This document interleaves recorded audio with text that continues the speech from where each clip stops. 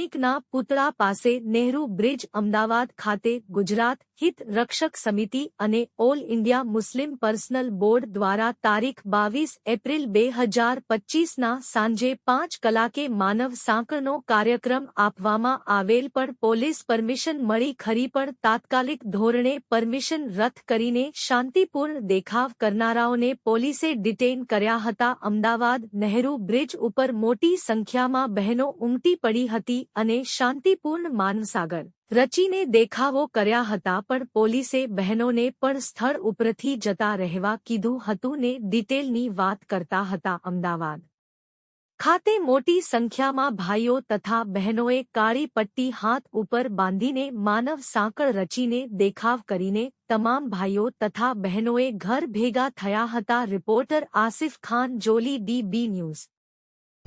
और हमारी काफी उम्र गुजराती भाइयों के साथ मोहब्बत से निकली है, राखी बांधने में और एंजॉय किया है और हमें किसी धर्म से कुछ लेना देना नहीं है। लेकिन आज जो ये रैली निकली ये वक़्फ़ के लिए काले कानून के लिए निकाली गई क्योंकि मुसलमानों पर बहुत ही अत्याचार हो रहा है। हमने भी यहाँ पर खून दिया है, हमारे बुजुर्गों ने यहाँ पे अपनी जानें देकर अपना माल लगाकर गांधी जी के साथ इस देश को आजाद कराया। फिर मुसलमानों के साथ इतनी नाइंसाफी क्यों? मैं आपसे ये कहना चाहती हूँ कि बताइए, सभी धर्म के लोग हैं यहाँ पर, फिर मुसलमानों की वक़्फ़ पे सरकार की गंदी नजरें क्यों? क्योंकि गुजराती भाई बड़े बड़े मंदिर उनके भी है, जैनों के बड़े बड़े मंदिर है, फिर मुसलमान की मिलकत क्यों मांग रहे हैं? और हमारी शरीयत बदलने की बात है। हमने कभी कहा है कि इधर पूजा ना करो, इधर ये ना करो, हमने कभी किसी से कुछ नहीं कहा है। हम मोहब्बत से रहते हैं, हमें किसी के साथ कोई विवाद नहीं है। फिर हमें अजान के लिए इजाज़त के लिए क्यों परेशान किया जा रहा है?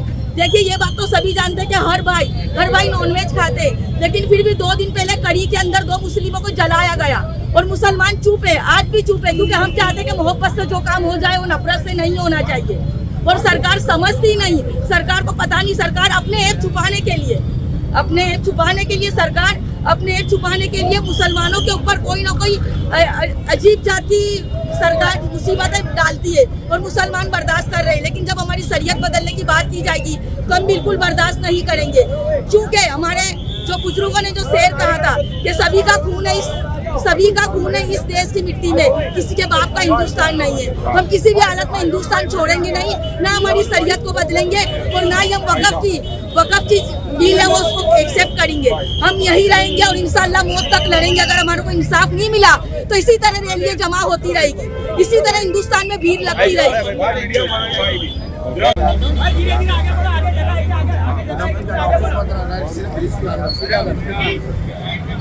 ये Gujarat all India Muslim personal law board जो है इसके मार्गदर्शन के तहत गुजरात मुस्लिम हित रक्षक समिति की तरफ से ये ऐलान हुआ है। जैसा कि आप जानते हैं कि वक्फ एक्ट जो बन चुका है अभी वो, और गुजरात की बात करें तो गुजरात में यूनिफॉर्म सिविल कोड, इसके विरोध के लिए हम लोग अभी रोड पे आए हैं। वक्फ एक्ट के बारे में हम अदालत में भी गए हैं, सुप्रीम कोर्ट में भी गए हैं, सुप्रीम कोर्ट ने उसकी सुनवाई जारी है। उसके साथ साथ हम न्याय की अदालत के साथ साथ हम लोगों की अदालत में भी जा रहे हैं और लोगों की अदालत में हम हमारी बात को रख रहे हैं, हमारी सरकार के सामने और हमारी इसके सामने जो हमको बात रखनी है वो रख रहे हैं। हमने all India Muslim personal law board ने सबसे पहला ऐलान दिया कि हम 21 तारीख पूरे भारत में जो बड़े शहर है, प्रमुख 50 शहर है, उसमें प्रेस कॉन्फ्रेंस करेंगे जो कल अहमदाबाद में हो चुकी है, बड़ौदा में होने वाली है। आज 22 तारीख को पूरे हिंदुस्तान के बड़े बड़े जो शहर है उसके अंदर ह्यूमन चेन का, मानव सागर का प्रोग्राम है। हम लोग साथ ही से अपनी बात को लोगों के सामने लाना चाहते हैं और कर रहे हैं। 21 तारीख को पूरे हिंदुस्तान के हर राज्य के अंदर विरोध प्रदर्शन हो रहे हैं। ये हमारे गुजरात के लिए अफसोस की बात है कि वाणी स्वतंत्रता का हमारा अधिकार है, उसके बावजूद पुलिस के अंदर हमने पुलिस परमिशन मांगने के बावजूद उन्होंने कल शाम तक हमको 3 बार बुलाया। आज से लेके आज दोपहर तक 1 बार बोला परमिशन दिए, आज सुबह परमिशन के लिए बुलाया, बोला आपकी परमिशन ऐसा कहते हैं 300 आदमी की देते हैं और आप खाली 300 आदमी करते हैं। वो फिर आधा घंटा बाद बोला कि आपकी परमिशन कैंसिल, आप खाली लेकर और हम आपको डिटेल देंगे, लेकिन फिर भी डिटेल करवा जाएगा।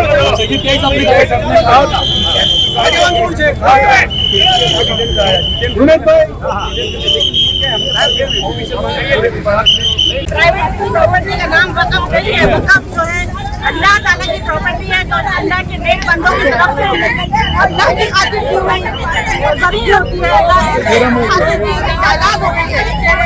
किसी भी इंसान को नहीं होता कि वो उसका दखलंदाजी करे। कहा जा रहा है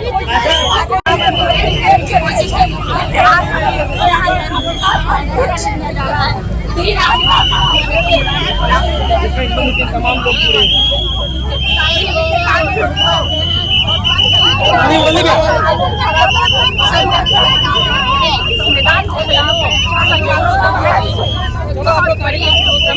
मर्द तो यह रह गई, घर मेरा है, अपने घर की जरूरतों को मैं समझता हूँ और मैनेजमेंट आप करना चाहते हैं, ये कहाँ का न्याय है। और अभी हाल में जो हमारे प्राइम मिनिस्टर साहब का एक जो बहुत वायरल हो रहा है कि अगर वक्त पर सही ढंग से मैनेजमेंट हुआ होता तो मुसलमान आज फुटपाथ पर पंक्चर न बनाता होता। उनको ये जानना चाहिए कि अगर वक्त ही उसमें रीज़न है मिसमैनेजमेंट, तो जो मैनेजमेंट में लोग बिठाए जाते थे वो कौन बिठाता था? सरकारें कोई करती थी। सरकार का ये फर्ज था कि ऐसे लोगों को लाए ईमानदारी से और नेकियती से उसका मैनेजमेंट चलाए और उसका सही मानों में फायदा हो। इसके बजाय आप ऐसे लोगों को ला के बिठाते हैं तो दूसरी सीजर्स को आप ला के बिठाते हैं और उनसे आप उम्मीद रखते हैं कि मुसलमानों का इससे फायदा हो। वो वक्त की प्रॉपर्टी जो कल बिक नहीं पाती थी आज एक्ट 2025 जल्द से जल्द वापस ले लें। और साथ ही साथ हम गुजरात की हुकूमत से ये भी कहना चाहते हैं कि आप जो यहाँ पर यूनिफॉर्म सिविल कोड का कानून यहाँ पास करना चाहते हैं, हम उसके भी विरोध कर रहे हैं। यूनिफॉर्म सिविल कोड मुसलमानों की आइडेंटिटी के साथ साथ मुसलमानों की शरीयत पर खुला हमला है और ये मुसलमानों को, बल्कि जो इस मुल्क के आइन ने इस मुल्क के हर एक नागरिक को अपने दर पे अमल करने की जो आज़ादी दी है वो आज़ादी छीनने की साजिश गुजरात की हुकूमत कर रही है।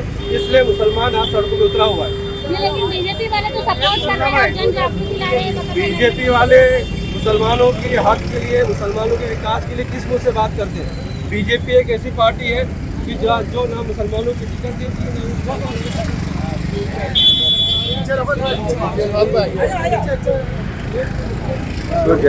पंकज भाई देखिए, आज हमने ये धरना रखा था, उसमें काफ़ी तादाद में मुस्लिम महिलाएं आई थी, मुस्लिम मर्द आए थे और गुजरात हित रक्षक समिति और NGO सारी तंजीमों ने मिल के प्रोग्राम रखा था। और अभी ये जो हमने यहाँ पे जो लेखा रखा था उसमें UCC और वक़्फ़ को लेके था, क्योंकि सत्ता में बैठी हुई जो सरकार है वो कंटिन्यूस मुसलमानों पे जो जुल्म कर रही है, कभी हिजाब को लेके, कभी अजान को लेके, कभी मस्जिदें तोड़ी जाती है, कभी दरगाहें तोड़ी जाती है, कभी कब्रिस्तान तोड़े जाते हैं। और वक़्फ़ की जितनी भी ज़मीनें हैं वो ज़मीनें अब सरकार को चाहिए, तो हम ऐसा होने नहीं देंगे। और UCC के कानून को लेके जो बात कर रही है सरकार कि भाई हम शादी किससे करेंगे, अरे मेरा बेटा है, मेरी बेटी है, मैं चाहूँ उससे उसकी शादी करूँ। सरकार कौन होती है बोलने वाली कि आप आपकी खाला के बेटे से शादी नहीं करेंगे, कि मामा के बेटे से शादी नहीं करेंगे, किससे नहीं करेंगे? वो हमारा निजी मामला है। हम किससे शादी करेंगे, कौन सा बच्चा एडॉप्ट करेंगे या नहीं करेंगे, किसको तलाक देंगे, किससे माहल लेंगे, किससे निकाह पढ़ेंगे, वो हमारा मसला है। सरकार की दखलगिरी बिल्कुल नहीं चाहिए इसमें। हम चाहते हैं कि UCC जो कानून है वो कानून को रद्द किया जाए, क्योंकि इस देश का संविधान है, संविधान में भी लिखा है कि इस देश में रहने वाले हर नागरिक को अपने रिश्ते धर्म पालने का अधिकार है, अपनी रिश्ते खाना खाने का अधिकार है, अपनी रिश्ते अपनी जिंदगी जीने का अधिकार है। तो ये जो सरकार है वो चाहती नहीं है कि मुसलमान इस देश में अच्छे से प्यार मोहब्बत से रहे, क्योंकि भागला पाड़ो अने राज करो, ऐसी नीति है सरकार की। ये तो वो लोग हैं जो अंग्रेजों की गुलामी करते थे, अंग्रेजों की दलाली करते थे और अंग्रेजों की मुखबिरी करके इस देश को इन्होंने आजाद नहीं करा। इस देश को आजाद कराने में हिंदू, मुस्लिम, सिख, ईसाई सबका हाथ था, तभी ये देश आजाद हुआ है। तो जितना बाकी धर्म के लोगों का हक है, अधिकार है, इतना अधिकार मुसलमानों का भी है। मुसलमान इस देश के दोयम दर्जे के नागरिक नहीं है। मुसलमानों ने अपनी जानें दी है, अपनी कुर्बानी दी है, तब जाके इस देश को आजाद कराया है। तो हम चाहते नहीं कि UCC और वक़्फ़ जैसे कानून सरकार लाए। हम लोग बिल्कुल इसका विरोध करेंगे और हमको हमारी जान भी देने की आएगी तो हम जान दे देंगे, मगर ये कानून हम पास होने नहीं देंगे। चाहते हैं कि देश के लोग इस कानून को स्वीकार रहे, लेकिन ये कानून संविधान के खिलाफ है। संविधान की जो मूल भावना जो धार्मिक स्वतंत्रता है उसके खिलाफ पूरी तरह से ये कानून बना है। तो सुप्रीम कोर्ट ने भी जो कानूनी तौर पर जो आकलन किया है उसके आधार पे ही अंतरिम राहत दी है। तो सरकार को ये समझना चाहिए कि देश का जो माइनॉरिटीज़ के लिए जो आप ये कानून लाना चाहते हैं, वक्त अमेंडमेंट बिल जो आप लाना चाहते हैं, ये पूरी तरह से संविधान विरोधी है। हम इसके खिलाफ है, हम इसका विरोध करते हैं। यूसीसी को लेकर भी तैयारी चल रही है, यूसीसी को लेकर भी गुजरात सरकार पूरी कोशिश में है, उसको लेकर यूसीसी नहीं आना चाहिए।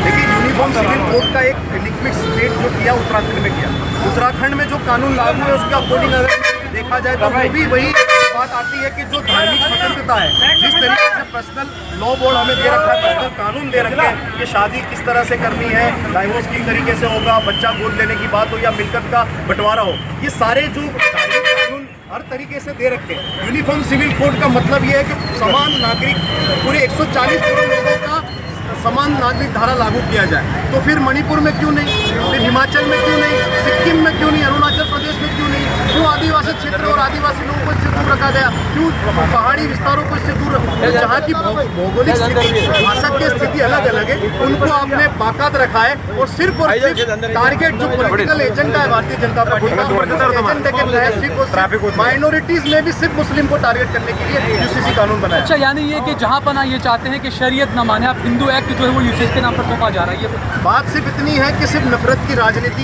हिंसा की राजनीति, द्वेष भाव की राजनीति, ये पीच पर बीजेपी को अच्छा लगता है। बीजेपी इस पीच पर खेलना चाहती है, मुद्दों की बात नहीं की जा रही। आज फॉरेन इन्वेस्टमेंट देश से चला गया है, आज सब संस्थाएं आप बेच रहे हैं, आप पोर्ट बेच रहे हैं, आप रेलवे बेच रहे हैं, LIC बेच रहे हैं, सब कुछ तो आप बेच रहे हैं। आप गोल्ड का भाव देख लीजिए, पेट्रोल डीजल का भाव, महंगाई पर आप बोलने को तैयार नहीं हो। आप बेरोजगारी की बात देखिए कहाँ पे हालत है, 200 करोड़ रोजगार की बात आपने वादा किया था, आप रोजगार नहीं दे। तो मुख्य जो मुद्दे हैं देश के, उस मुद्दों पर आप बात नहीं कर रहे हो। तो मुद्दों को डाइवर्ट करने के लिए आज चीन 4000 किलोमीटर देश में घुस गया है। ये क्यों नजर नहीं आता देश के गृह मंत्री को, देश के डिफेंस मिनिस्टर को, देश के प्रधानमंत्री को? 4000 किलोमीटर चीन भारत देश की बॉर्डर के अंदर आ गया है, ये क्यों नजर नहीं आता? तो मुख्य मुद्दों से ध्यान भटकाने के लिए सिर्फ और सिर्फ अपनी राजनीतिक कम्युनल पॉलिटिक्स को चमकाने के लिए बीजेपी ये सब कर रही है। नरेंद्र मोदी जी जो हैं वो सऊदी अरब गए और कह रहे हैं कि मोहम्मद बिन सलमान से मेरी बहुत अच्छी दोस्ती है, मैं बहुत खुश हूँ। प्रधानमंत्री ये कहते हैं, लेकिन उन्हीं के पार्टी के सांसद यहाँ पर जगह जगह देश में कहते हैं कि मुसलमानों का बॉयकॉट किया जाए, मुसलमानों के साथ व्यापार न किया जाए। जहाँ पर आप खड़े अहमदाबाद के अंदर, यहाँ पर भी एक अशांत धारा है, डिस्टर्ब एरिया एक्ट है, हिंदू मुसलमान एक दूसरे का मकान खरीद बेच नहीं सकते हैं, कलेक्टर की परमिशन लेनी पड़ेगी। तो ये आखिरकार कौन सा भारत है? यही है न्यू इंडिया, यही है? देखिए, भारत देश में बहुत दुर्भाग्यपूर्ण घटनाएं हो रही है। अगर रोज देखा जाए तो सुप्रीम कोर्ट की अवमानना होती है, हाई कोर्ट की अवमानना होती है। सुप्रीम कोर्ट कहता है बुलडोजर नहीं चलेगा, फिर भी बुलडोजर चलता है। भारतीय जनता पार्टी का सांसद ये कह रहा है कि सुप्रीम कोर्ट जो है वो देश में युद्ध करा रहा है। सुप्रीम कोर्ट के खिलाफ भारतीय जनता पार्टी का सांसद बयान दे रहा है, लेकिन उस पर कोई कार्रवाई नहीं होती। तो देश जो चलेगा वो लोकतंत्र से चलेगा। हम चाहते हैं कि विदेश के लोग देश के साथ दोस्ती रखें, हमारा व्यापार बढ़े, हमें कोई आपत्ति नहीं है। लेकिन जिस तरीके से प्रधानमंत्री जी बाहर के जो शेख साहब को गले लगाते हैं, तो देश के शेख साहब को भी गले लगाना चाहिए और देश के मुसलमानों के लिए भी प्यार जताना चाहिए। ठीक है, बहुत बहुत शुक्रिया।